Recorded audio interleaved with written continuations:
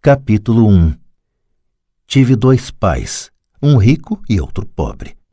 Um era muito instruído e inteligente, tinha o PhD e fizera um curso universitário de graduação com duração de 4 anos em menos de 2. Foi então para a Universidade de Stanford, para a Universidade de Chicago, para a Northwestern University, sempre com bolsa de estudos. O outro pai nunca concluiu o 2º grau. Ambos foram homens bem-sucedidos em suas carreiras e trabalharam arduamente durante toda a vida. Ambos auferiram rendas consideráveis. Contudo, um sempre enfrentou dificuldades financeiras, o outro se tornou o homem mais rico do Havaí. Um morreu deixando milhões de dólares para sua família e para instituições de caridade e para sua igreja. O outro deixou contas a pagar. Ambos eram homens fortes, carismáticos e influentes. Ambos me ofereceram conselhos, mas não aconselharam as mesmas coisas. Ambos acreditavam firmemente na instrução, mas não sugeriram os mesmos estudos. Se eu tivesse tido um único pai, teria tido que aceitar ou rejeitar seus conselhos. Tendo 2, tive a escolha entre pontos de vista contrastantes, a visão de um homem rico e a visão de um homem pobre. Em vez de aceitar ou rejeitar simplesmente um desses pontos de vista, me descobri pensando mais, comparando-os e escolhendo por mim mesmo. O problema é que o homem rico ainda não era rico e o homem pobre ainda não era pobre. Ambos estavam no início de suas carreiras e lutavam por dinheiro e pela família. Mas tinham ideias muito diferentes sobre dinheiro. Por exemplo, um dos pais dizia: o amor ao dinheiro é a raiz de todo mal. O outro: a falta de dinheiro é a raiz de todo mal. Quando garoto, a influência de 2 pais, ambos homens fortes, era uma situação complicada. Eu queria ser um bom filho e ouvia, mas os 2 pais não falavam a mesma língua. O contraste entre suas ideias, especialmente no que se referia ao dinheiro, era tão extremo que eu ficava curioso e intrigado. Comecei a pensar profundamente sobre o que cada um deles dizia. Muito do meu tempo era gasto refletindo, fazendo-me perguntas como por que ele fala isso, a respeito das afirmações dos pais. Teria sido muito mais simples falar, sim, ele está certo, concordo com isso. Ou simplesmente rejeitar o ponto de vista dizendo, o velho não sabe do que está falando. Porém, tendo 2 pais que eu amava, fui forçado a pensar e escolher um dos caminhos por mim mesmo. Esse processo de escolher por mim mesmo se mostrou muito valioso no longo prazo. Não se tratou simplesmente da aceitação ou da rejeição de um único ponto de vista. Uma das razões pelas quais os ricos ficam mais ricos, os pobres mais pobres e a classe média luta com as dívidas é que o assunto dinheiro não é ensinado nem em casa nem na escola. Muitos de nós aprendemos sobre dinheiro com nossos pais. O que pode dizer um pai pobre a respeito do dinheiro para seu filho? Ele diz simplesmente, fique na escola e estude muito. O filho pode se formar com ótimas notas, mas com uma programação financeira e uma mentalidade de pessoa pobre. Isso foi aprendido pelo filho em sua tenra idade. O dinheiro não é ensinado nas escolas. As escolas se concentram nas habilidades acadêmicas e profissionais, mas não nas habilidades financeiras. Isso explica por que médicos, gerentes de banco e contadores inteligentes que tiveram ótimas notas quando estudantes terão problemas financeiros durante toda a sua vida. Nossa impressionante dívida nacional se deve, em boa medida, a políticos e funcionários públicos muito instruídos que tomam decisões financeiras com pouco ou nenhum treinamento na área do dinheiro. Muitas vezes penso no novo milênio e imagino o que acontecerá quando houver milhões de pessoas precisando de assistência financeira e médica. Eles se tornarão dependentes do apoio financeiro de suas famílias ou do governo. O que acontecerá quando o Medicare e a Seguridade Social ficarem sem dinheiro? Como uma nação sobreviverá se ensinar sobre dinheiro continuar sendo tarefa dos pais, cuja maioria será ou já é pobre? Como tive 2 pais a me influenciar, aprendi com ambos. Tive que refletir sobre os conselhos de cada um deles e, ao fazê-lo, percebi o poder e o impacto dos nossos pensamentos sobre nossa própria vida. Por exemplo, um pai costumava falar, não dá para comprar isso. O outro proibia o uso dessas palavras, insistia em que eu falasse, o que posso fazer para comprar isso? Num caso temos uma afirmação, no outro uma pergunta. Um deixa você sem alternativa, o outro obriga você a refletir. Meu pai, que logo ficaria rico, explicava que ao falar automaticamente não dá para comprar isso, seu cérebro para de trabalhar. Ao perguntar o que posso fazer para comprar isso, você mantém seu cérebro trabalhando. Ele não estava dizendo que comprasse tudo o que desejasse. Ele incentivava fanaticamente que exercitasse minha mente, o computador mais poderoso do mundo. Meu cérebro fica mais forte a cada dia porque eu o exercito. Quanto mais forte fica, mais dinheiro ganho. Ele acreditava que repetir mecanicamente não dá para comprar isso era um sinal de preguiça mental. Embora ambos os pais trabalhassem com afinco, observei que um deles tinha o hábito de pôr seu cérebro a dormir quando o assunto era dinheiro, e o outro tinha o costume de exercitar seu cérebro. O resultado era que, ao longo do tempo, um dos pais ficava mais forte financeiramente e o outro enfraquecia. Isso não é muito diferente do que ocorre quando uma pessoa faz exercícios físicos regulares enquanto a outra senta no sofá e fica assistindo à televisão. O exercício físico adequado aumenta suas chances de ter boa saúde e o exercício mental adequado aumenta suas chances de ficar rico. A preguiça reduz tanto a saúde quanto a riqueza. Meus dois pais tinham atitudes mentais diferentes. Um acreditava que os ricos deviam pagar mais impostos para atender os menos afortunados. O outro dizia: os impostos punem os que produzem e recompensam os que não produzem. Um dos pais recomendava: estude arduamente para poder trabalhar em uma boa empresa. O outro falava: estude arduamente para poder comprar uma boa empresa. Um dos pais dizia: não sou rico porque tenho filhos. O outro: tenho que ser rico por causa de vocês, meus filhos. Um incentivava as conversas sobre dinheiro e negócios na hora de jantar. O outro proibia que se falasse do assunto durante as refeições. Um dizia: em questões de dinheiro, seja cuidadoso, não se arrisque. O outro: aprenda a administrar o risco.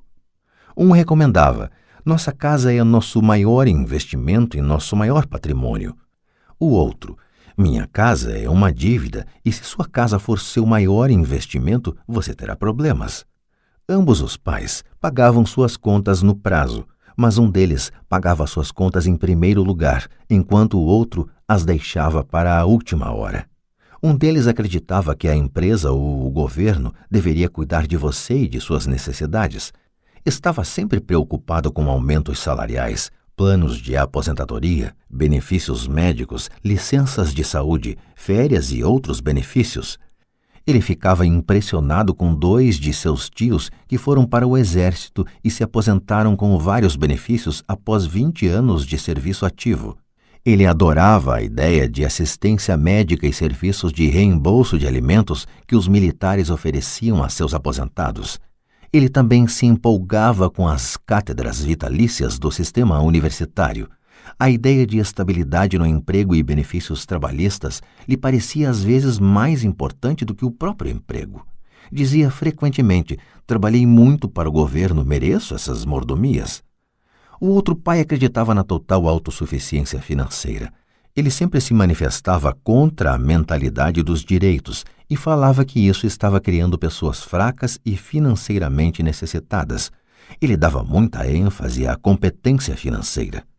Um dos pais lutava para poupar alguns poucos dólares. O outro simplesmente criava investimentos.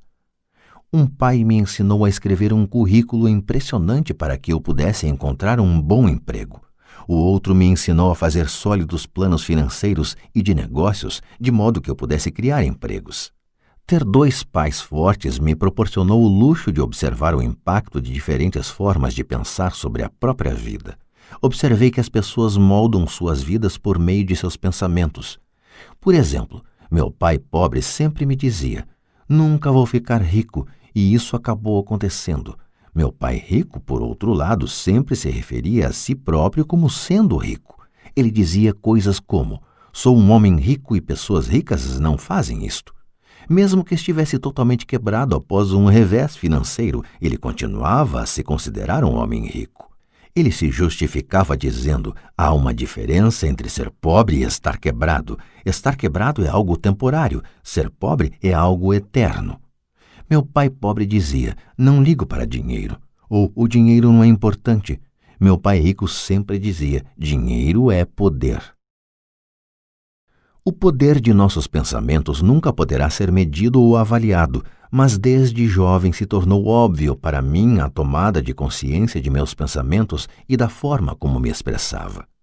Observei que meu pai pobre não era pobre por causa do dinheiro que ganhava, que era bastante, mas por causa de seus pensamentos e ações. Quando garoto, tendo 2 pais, me tornei consciente de que deveria ser cuidadoso com os pensamentos que decidisse adotar como meus. A quem ouviria? A meu pai rico ou a meu pai pobre? Embora ambos tivessem um enorme respeito pela educação e pelo aprendizado, eles discordavam quanto ao que era importante aprender. Um queria que eu estudasse arduamente, me formasse e conseguisse um bom emprego para trabalhar pelo dinheiro.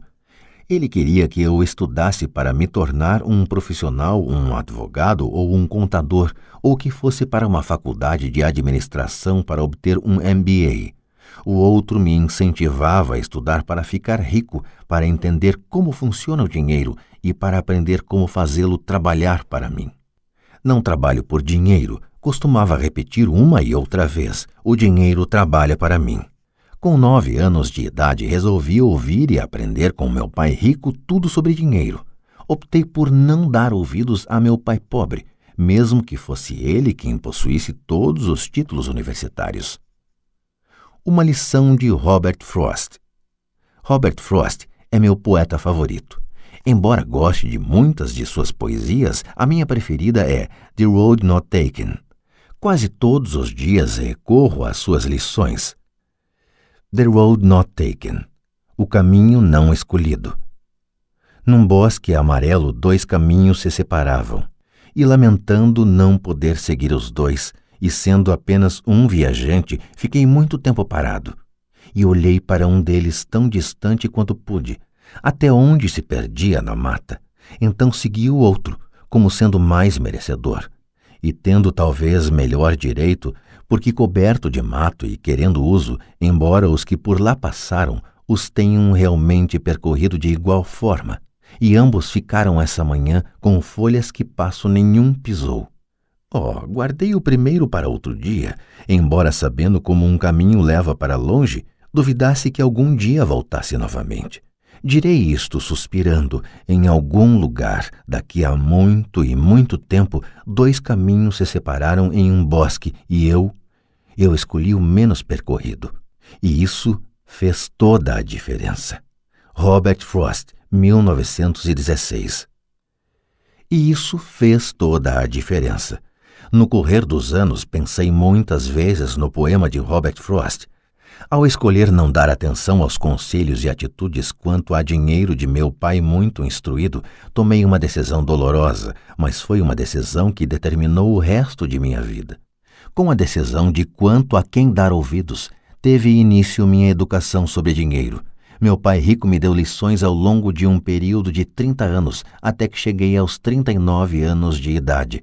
Suas lições pararam quando ele percebeu que eu conhecia e entendia plenamente o que ele estava tentando martelar na minha cabeça, às vezes bastante dura.